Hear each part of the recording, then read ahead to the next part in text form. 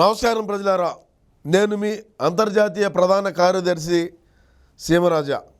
మీకందరు కూడా నేను సుపరిచితమే. నేను ఈ వీడియో చేయడానికి కారణం రే మహేశో, కండువ అయ్యి బావా, మంక బావా, కండువ అయ్యిరా.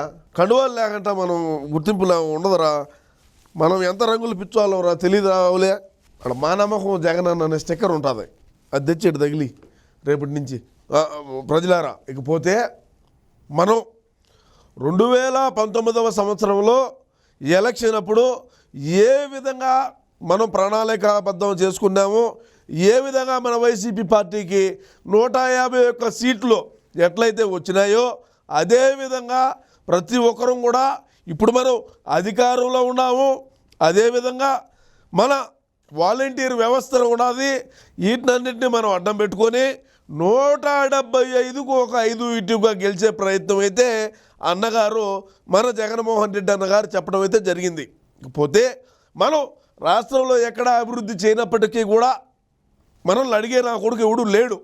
అదేవిధంగా మనం రాష్ట్రంలో ఉండేటువంటి ఆదాయ వనరులు ఏవైతే ఉన్నాయో, అంటే మైనింగ్ కావచ్చు, అదేవిధంగా సచివాలయం కావచ్చు, మనం గట్లా చంద్రబాబు నాయుడు కట్టింది అది సచివాలయం కావచ్చు, కలెక్టరేట్ కావచ్చు, తహసీల్దారు ఆఫీసులు కావచ్చు, ఏదైనప్పటికీ కూడా మనకు దగ్గరలో ప్రపోజల్ కూడా ఒకటి వస్తుంది.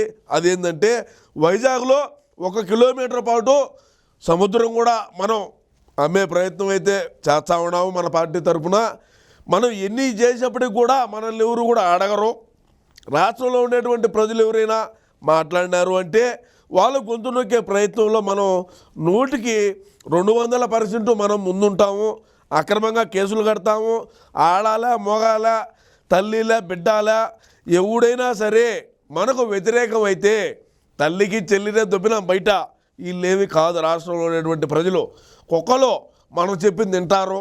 అదే కోణంలో చూస్తే రాపూరు, అదే ఈ చిట్వేలి మండలము కడప నెల్లూరు సరిహద్దుల్లో కూడా నేను చెప్పేది ఉమ్మడి కడప నెల్లూరు సరిహద్దుల్లో ఉండేటువంటి రాపూర్ అడవిని కూడా అమ్మాలని చెప్పి అయితే ప్రణాళిక పెట్టున్నాడన్నా. సరే, ఏది ఏమైనప్పటికీ కూడా మనం రాష్ట్రంలో ఉండేటువంటి కంపెనీల్ని తరివేసినాము. మనకు ఎందుకంటే మనకు జే ట్యాక్స్ కట్నాల్లో మన రాష్ట్రంలో ఎందుకు ఉండిస్తాము అనేది అన్న కాన్సెప్టు. అదే కోణంలో మనం కూడా ముందుకు పోయి ఏది ఏమైనప్పటికీ కూడా మనం ఒక కంపెనీ కూడా తేలేదని చెప్పి అంటున్నారు. సిబిఎస్ రద్దని ఎవరు చెయ్యిలా, మద్యపాన నిషేధం అన్నాము చెయ్యిలా, దుల్హన్ పథకం అని చెప్పాము చెయ్యిలా, ఇస్లామిక్ బ్యాంకులు పెడతామన్నాము పెట్లా, ఏం పెరిగినారా ఇల్లు అని అన్న అయితే నొక్కి ఒక్కాడించి చెప్తున్నాడు. మనం అదే కోణంలో ప్రతి ఒక్క వైసీపీ కార్యకర్త, ప్రతి ఒక్క వాలంటీరు, 175 నియోజకవర్గాల్లో ఉండేటువంటి ఇన్ఛార్జులు, 175 నియోజకవర్గాల్లో ఉండేటువంటి శాసనసభ అభ్యర్థులు, అందరూ కూడా పోలీస్ యంత్రాంగము అందరం కూడా ఇదే కోణంలో ముందుకు పోయి అన్నను 175కు నా గొంతు కూడా పోతుంది ప్రజలారా. ఎందుకంటే నేను అంతర్జాతీయ ప్రధాన కార్యదర్శిగా ఎందుకైతే నాకు పదవి ఇచ్చినారంటే ఇందుకే కుక్క మర్రీడు మరుగుతూ ఉంటాడు మన వైసీపీ పార్టీ తరఫున అని చెప్పి నాకైతే ఈటమైతే జరిగింది. పెడిగ్రీ వేస్తున్నారు అందరికీ చిట్టి, నాకేం పెద్దగా ప్యాకేజీలు కూడా ఏమీ ఇలా.